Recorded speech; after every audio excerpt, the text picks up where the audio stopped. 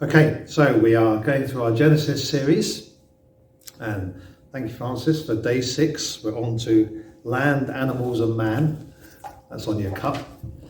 And I got excited to speak about this. The trouble is, when I get excited to speak about it, I can't then work out what to speak on.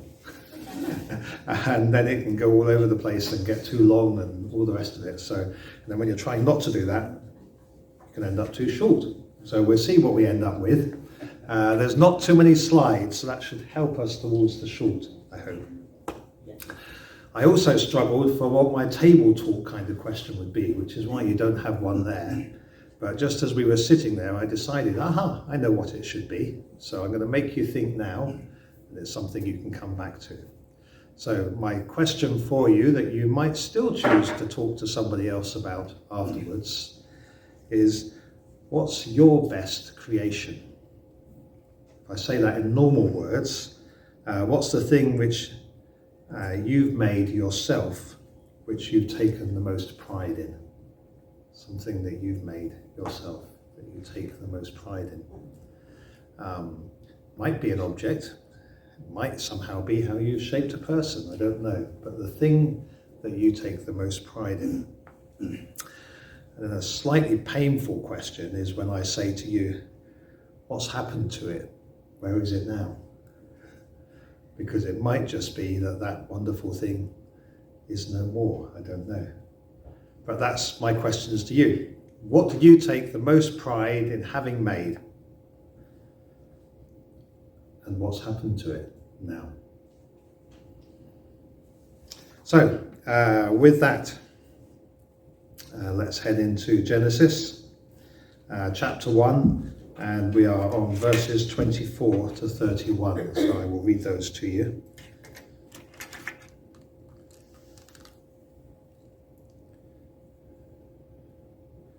Genesis chapter 1, verses 24 to 31.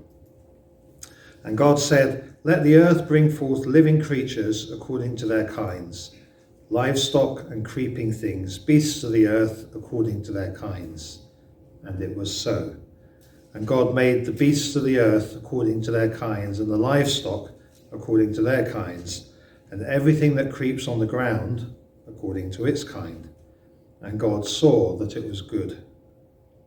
Then God said, "Let us make man in our image, after our likeness, and let them have dominion over the fish of the sea, and over the birds, and of the heavens, and over the livestock, and over all the earth, over every creeping thing that creeps on the earth." So God created man in his own image. In the image of God, he created him. Male and female, he created them. And God blessed them, and God said to them, "Be fruitful and multiply, and fill the earth, and subdue it, and have dominion over the fish of the sea, and over the birds of the heavens, and over every living thing that moves on the earth." And God said, "Behold, I have given you every plant yielding seed that is on the face of all the earth, and every tree with its seed in its fruit. You shall have them for food. And to every beast of the earth, and to every bird of the heavens, and to everything that creeps on the earth, and everything that has the breath of life, I have given every green plant for food." And it was so. And God saw everything that he had made, and behold, it was very good. And there was evening, and there was morning, and the end of the 6th very busy day.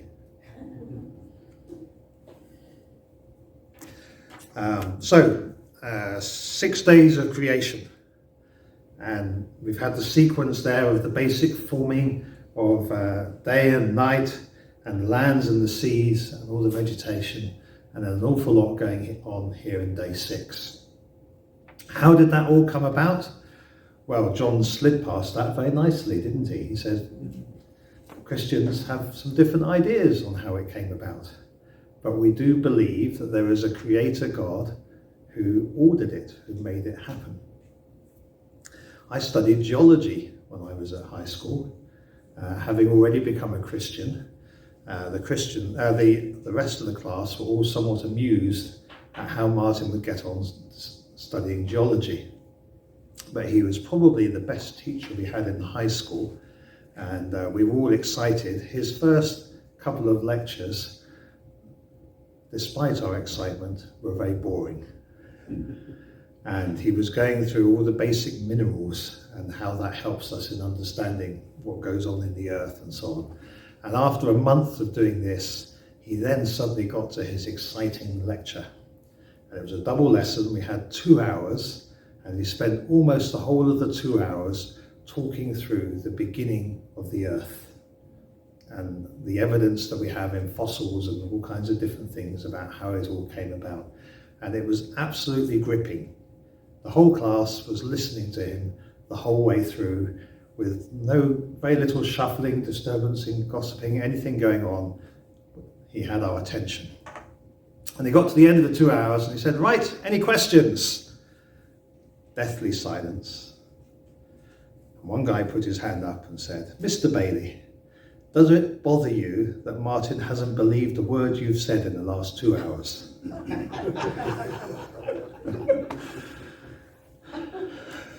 And I thought, wasn't sure what I was going to say. And I can't remember exactly what Mr. Bailey said either, except he gave me some kind of shelter space and said there are still things we can't explain. I was quite animated in this kind of discussion because there were other people we were seeing becoming Christians at school as well. And fossils and history and how all of this happened was one of the big discussions. And I can remember 3 of us in the back of the car of our youth leader discussing all of this. And our youth leader, in his wisdom, who was driving, turned around and just said, "I think fossils are just God's sense of humour," which made us kind of go, and then laugh. But that would get very complicated because I don't think of God as misleading us or deceiving us, but he has the power to do anything. And how all of this creation stuff works, I'm really just trying to tease your minds as to the fact it's bigger than we can get our minds around. So when I was thinking of other challenges that I might give you today, I thought, shall I bring a selection of cups, paper plates, plastic knives and forks, stick them all in a bucket and challenge you to throw them in the air and lay the table without touching them again. Because what I really want you to grasp when you look at the creation story is that it is not random.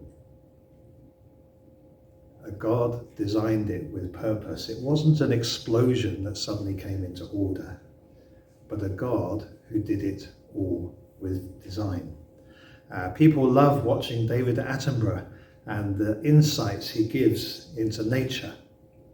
People love watching, trying to think which one it is in Top Gear, James May, I think it is, who takes everything apart and wants to show you the wonders of how it comes apart and goes back together again. Different people might have hobbies that relate to those things and might have vast knowledge in those areas, but actually we marvel at the knowledge they have into that one small area because it way exceeds ours. God, who created everything, has that depth of insight into absolutely everything he made. And we'll come back around to that one in a few minutes. So, God created man on the 6th day. And I'm going to show you how I think that man is the crown of God's creation. I think there's a number of questions that this passage answers. So because the beginning of Genesis is a difficult topic to talk about, it's often avoided. Or we often give just a very narrow understanding of it, when actually by not looking at it in the big picture way, we miss the chance to answer lots of basic questions. So, questions that we can answer from Genesis 1. Are you really random? It's very in word these days, random. Are you random? Are you just a haphazard result of an explosion? Did God mess up anything in creation? Okay, Okay? Most of us, if we're going to do something, we can do lots of things right, but we mess up sooner or later. Did God mess up anything in creation?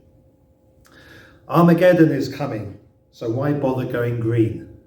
The world's going to end anyway. Is there any point, if you're a Christian and you know and believe that, do you think there's any point in looking after the world that we're in? Where are Jesus and the Holy Spirit in the creation story?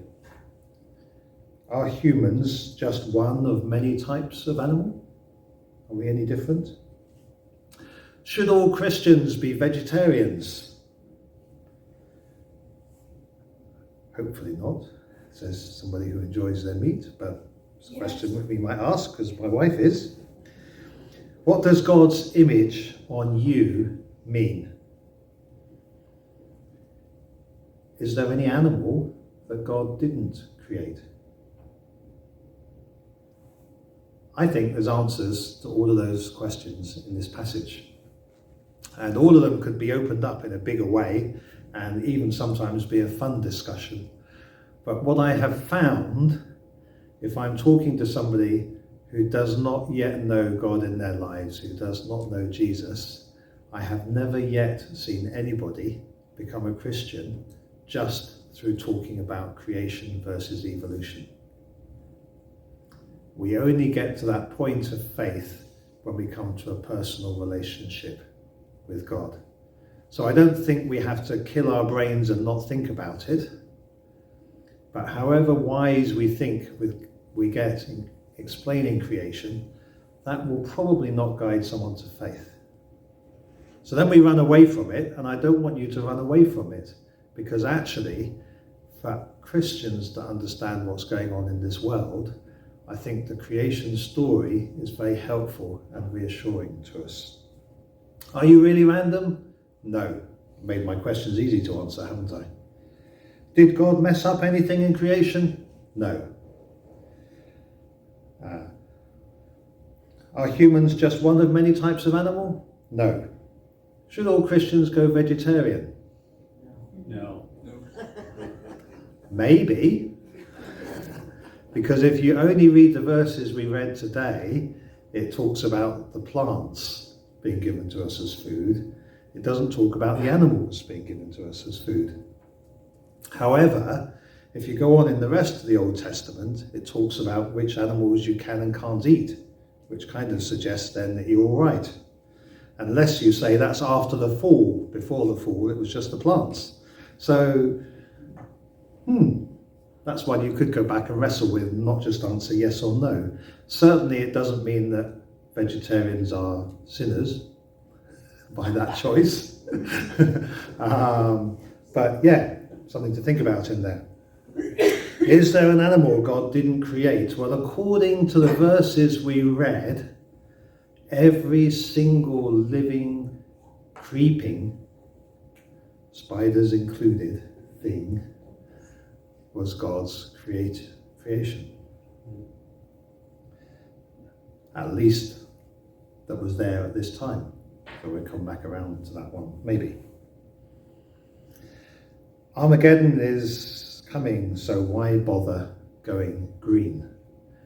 I can't answer that with a yes or no, so we'll come back to it when we look at the image of God on us in a few minutes.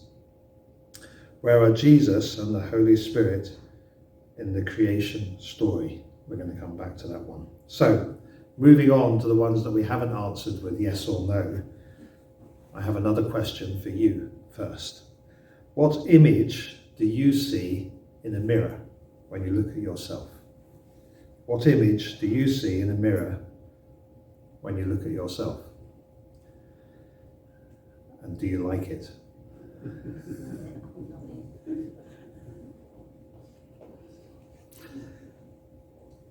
God's never looked, well, actually, I should say, if you remember back, I like talking about mirrors from James 1. So the Bible is often a mirror to us to see what God wants to speak to us. And the whole topic of us and mirrors is quite an exciting one as we look at God's word as a mirror. So when we see ourselves in a mirror, we don't always like what we see. But I want to say to you, God's never looked in your mirror and wished that he saw someone else. Okay, God has never looked in your mirror at you and wished that he saw someone else, because you are the crown of God's creation. And that's personal. Psalm 139:14 says, I praise you, for I am fearfully and wonderfully made. Wonderful are your works. My soul knows it very well. Deuteronomy 32:10, it's speaking about Jacob and a man of God, his walk with God. And it says of Jacob, it said that Jacob is kept as the apple of God's eye. And it looks through the whole situation and the discouragements and the things he was facing. And it says of Jacob that he was the apple of God's eye. And that image gets picked up again in the Psalms, where it's the prayer in Psalm 17 says that God would keep us as the apple of his eye. Okay, remember that time when you started dating and somebody else was the apple of your eye? When you want to always gaze on them and just enjoy them? Just them being around you and having an interest in you excites you. Well, that's the relationship, that's the delight that God takes in us, and that we should be able to take in him, that valuing and treasuring of each other. The image that we have with each other. But when we look around in the world that we're in now, people's image and sense of self-worth is not so great. So to give you some statistics that I think are mainly from 2019, and as I understand it, there's been a much bigger mental health crisis since that, but statistics based on 2019 say this: almost half of 18 to 25-year-olds said images on social media had caused them to worry about their body image. This year's 2019 Mental Health Awareness Week's theme is body image. This is from a mental health charity, and one of the stats they give is 1 in 5 UK adults have felt shame because of their body image in the last year. 1 in 5. 1 in 8 UK adults have felt suicidal thoughts because of concerns around their body image in the last year. Now, these are speaking physical body image, and as of the last year, I actually have gym membership, and it hasn't quite changed my body image just yet. So that's one narrow part, but all of this relates, I think, to how we feel about ourselves, and it gives you a barometer of how people are feeling about their self-worth. 1 in 4 men have felt depressed because of concerns about their body image. We often hear about it as women, but 1 in 4 men have felt depressed because of concerns about their body image. 1 in 10 women have self-harmed because of their body image. And that's particularly in what I've seen, heard, evident among teenagers. I didn't get the statistics when I was trying to look them up, but I think among young males now, in their 20s, 30s, suicide is one of the highest causes of death. Sounds daft, doesn't it? There must be a better way of saying that. One of the biggest things leading to death is suicide, health concerns among that age group. So our sense of self-worth is not great.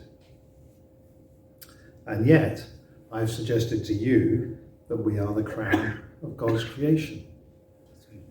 If we knew that, how can people have a bad self-image? You are the crown of God's creation. You are no accident. You are not random. You are the crown of God's creation. We are unique in all creation. We alone are made in the image of God. So day 6, God made everything that delights David Attenborough and quite a few other people. Because when you look at the intricacies of nature and insects and animals and how they coexist and how the population of one is controlled by the other and all of these influences, it's amazing. And we could easily, as some have done in the past, end up worshipping some of the animals. Religions that worship cows exist. Religions that worship trees and put a rope around them as a sacred tree exist. And frankly, you can understand why sometimes, if you look at the intricacies of that created thing, except it's created. Why worship a thing that somebody made without knowing or understanding who made it, who must be more exciting to know than the actual thing that they made? All of these amazing things that God made, he separates us alone out to put his image on. So are we just one of the animals? Well, in terms of fat and blood circulation and air and the need for oxygen and food and different things, we are very similar to other animals. But we alone have God's image on us. So God sees us as different to every other part of his creation. And we're going to look at what does that mean. What does it mean to be made in the image of God? And I want to give you 5 different things that I think it means to be made in the image of God.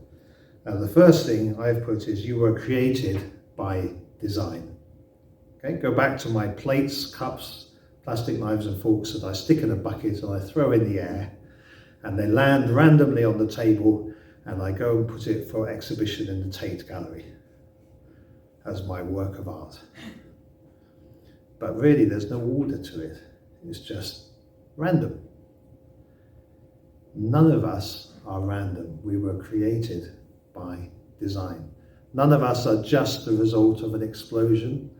None of us are like some of my cooking, where you throw ingredients in that were mentioned in the recipe book, but you don't quite bother with the quantities and you wait to see how it will come out. We were created by design. But then so are the other animals. So does that make us different? Well, God designed us to bear his image. So that is part of the unique design that is on each one of us, that we bear the image of God. How else could we understand that we bear the image of God? Well, that we have physical similarities or abilities to God.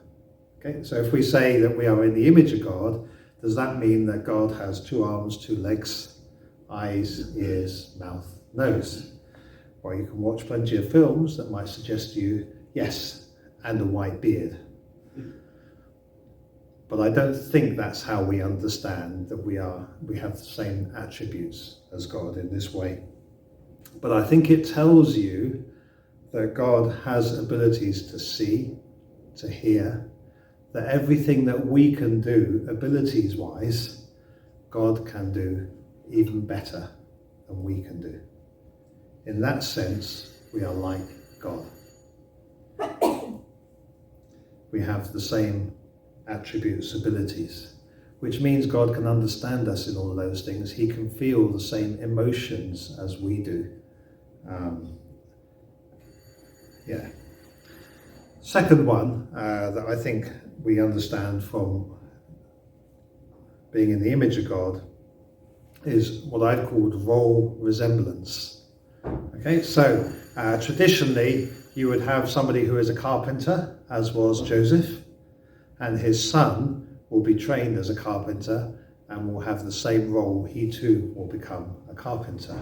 You look at where lots of surnames come from, and it comes because that family had a heritage of working in the same industry. So you had blacksmiths or tailors and the name came to be the family name. So it's quite common that when people have the same role, that's seen as having the image of their father on them. God is sovereign. He is able to create, and he is able to rule over the world. And he charged us with some of that. He gave us things that we have some kind of sovereignty over, so we can father children, mother children, and then we want to see them grow up where you have some authority over them as a parent to see them grow up in the right way. There is a role resemblance in that situation. I think that's where Christians should value all that God created, because we were put in charge of the garden. So whatever Armageddon will mean doesn't mean, well, we can just burn the world until then. God charged us to look after the garden, to value all that he had created. So in that sense, our role can also resemble him. God, you see, acting in situations to demonstrate love, to help different people and to redeem them, to bring them back to a full relationship with those who they have lost relationship with. We are called to the same role. All the things that God is able to do as a role, uniquely, he has made man and woman also to be able to do. So having his image means we can share in those roles. And then our characteristics can resemble those of God. That's what it means to be in his image. So when you look at the family photos and somebody says, she's got the same nose as you, we talk about the family resemblance in that way. When you get known for being quick-tempered or impatient, and then your child is quick-tempered and impatient, people think just like their father or mother. How does it work with God? God works for us to have the same characteristics as him. In that way, we bear his image. So when we speak of the fruit of the Spirit, the things that come to us by God's Holy Spirit are this love, joy, patience, peace, kindness. All of these things are characteristics of God that we also have. And as we show those characteristics, we are reflecting the image of God on us. And then the last one that I put on here is ownership marked. So potentially every coin that you have in your pocket, which is probably not very many these days because we all do it electronically, could have become worthless the day the Queen died, because on that coin has been the Queen's head to show it's her currency. She's the one who gave value to it. I think the Treasury have announced it will take them 10 years plus to transition all the coins out, and so they've said that those coins will stay valid until they finish putting King Charles's head on there. But you will remember that Jesus was asked a question to catch him out when they said, should you pay taxes to Caesar? And he said, bring me a coin whose head is on the coin. Caesar's. Then give to Caesar what is Caesar, and give to God what is God's. So on the money was Caesar's head. On our money is the Queen's head, soon to be the King's head. And on you is God's image. He's marked his ownership on you by you having his image. So we have God's image on us. That tells us we're not random. We are created for a purpose. We are God's work of art. It tells us that we are in a form that God also knows and understands, because like us, he can see, smell, hear, he can do all those things, he can feel those emotions, he can act in different situations. We have similar abilities to God because we are in his image. We're not just going to lie in bed all day with nothing to do, because we want to be about our Father's business. We want to take on the same roles that he had. And our character, our characteristics, we are invited that they would resemble his. And he's marked us as special in creation with the seal of his ownership on us. So that was back in Genesis 1, when we may all or may not have been vegetarians before the sin came. And what happened to God's image at that time? Did it completely disappear off everybody? Well, if you go through these 5 areas that we've listed, sometimes your answer is yes or partly, and sometimes it will be no. So we still know that we were created, but we're now a bit messed up. We still know that we have similar abilities to God, but at least on the wisdom front, we've definitely lost something. And probably on the loving front and the sensitivity front, we've lost things. And actually, as you go through, you realize that we are less than perfect in so many ways, so many parts of those characteristics, that we no longer, because of sin, because of our failure, are fully able to show the characteristics that God shows. We've probably neglected many of the roles that God has in terms of loving people, in terms of reconciling people, in terms of looking after his creation and showing wise sovereignty to the things that are around us. Have you noticed, even think of the parable of the talents, God often seems to work to give responsibility. He expects the way we take on roles to show his character. So having roles is part of the image of God on us, and we do not do it the way God first intended for us.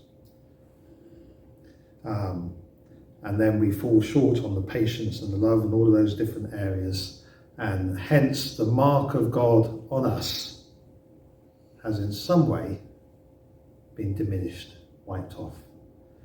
But it's still there. Just like on a currency that's been partially defaced, it doesn't change where that came from.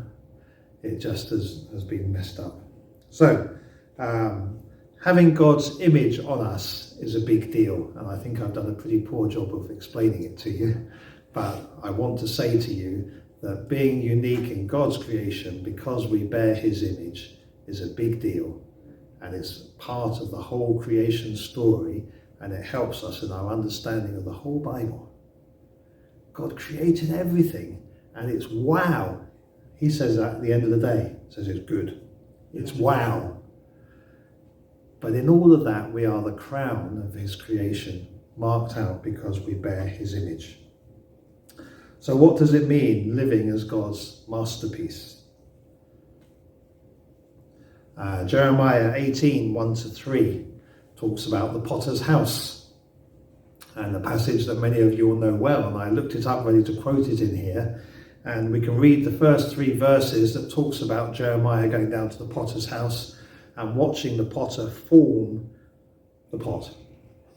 And we love it. We have lots of pictures around of romantic images of how the pot is being formed, and I want you to think of yourself in that way, as something that's been lovingly created, where God is creating you as his masterpiece and he is shaping that cup. And it's a very nice feeling, isn't it? Master craftsman is creating you. And then when you read on past the first 3 verses, it gets a little less comfortable, because when he thinks, oops, there's a blemish there and I'm not so happy with that bit, he pushes it back down again, back into the lump of clay, and then starts to shape it back up again. And we don't tend to like reading that part of the story so much. But that was the lesson of Jeremiah going to the potter's house. That those he loves, he has shaped. And when they become misshapen along the way, he doesn't say, oh well, no problem, I'll start again with another one. He reshapes that same clay back, taking away the imperfection into what he wants. You are God's masterpiece, And at times that means he's going to reshape you. So we were created perfect, but when we've allowed ourselves to get messed up, he's going to step in to restore his masterpiece, the potter's house. Romans 12, 1-2, and I'm going to close in here, but Romans 12 talks about do not be conformed any longer to the world around us, but be transformed by God. When I thought that one through, I found it quite helpful, because, go back to the self-image thing, when we are being conformed to this world, I think that's normally when our self-image is going down. And we're being the same as everybody else. We're trying to value ourselves relative to other people. We're valuing ourselves based on what others have got and what we have or haven't got. And we are just being the same as everybody around us. And what's the thing to have? It keeps changing and evolving and moving on. And if we just want to be like everybody else in that situation, you are being conformed to this world, and your self-image is probably on the way down.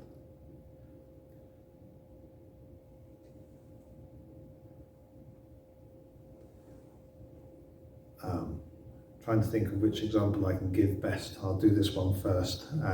Some of you will know I've been trying to do some DIY projects on our house, and they didn't all go the way I planned. And then you end up running out of money and different things, and you're ready to, or you have to wait before you can go back to them, and then you're trying to work out how to do them, and if you're going to insulate things, what insulation you should get. And sometimes you want to stuff every space completely full of insulation, and then you realize if you haven't left enough air circulation somewhere, then that just means humidity gets there and it gets stuffy and rots and creates a bigger problem than you've solved. So continuing design or updating an old house is often a messy process. It's easier to start again with all the knowledge and create a brand new house than it is to update an old one. So an evolving house is not always the greatest house. I work in a factory. The technology keeps changing and new pieces of equipment come in for new processes. And even if somebody sat down at the beginning with a perfectly created plan of how to lay out the factory, people walk in there now sometimes and say, why is this here? Why is there not more space around here? An evolved design often creates problems.